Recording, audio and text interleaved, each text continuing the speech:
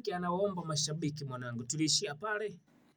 Bwana, ninachoomba sana mashabiki zangu waweze tu chochote atakachokuwa nacho mtu, namba ndo hizo ambazo unazidi kutaja hapa, anaweza kanisupport jamani. Hata kanisupport kwa ushauri, sawa, is okay, wote ni ushauri tunapokea. Ili mradi tu tuitoe sanaa songe kwenda namna fulani.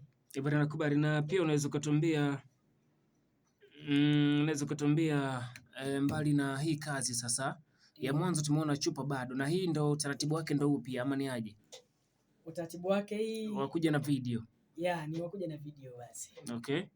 Amenia sana mwanangu. 152 niambie hujaelewa wapi mzee baba, ili tuweze kureshana fresh. Katisha kinao madini kamera pia kutoka Sasenga. Jumbe ziko nyingi za metisha.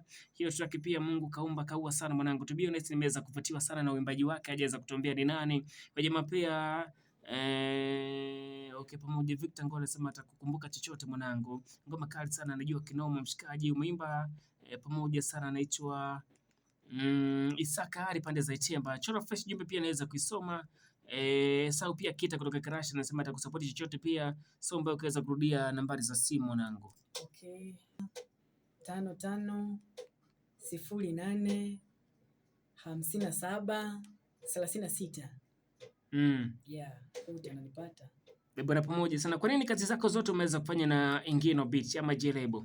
Yaani songo nzima mimi ndio producer ambaye namkubali sana kwa upande wangu.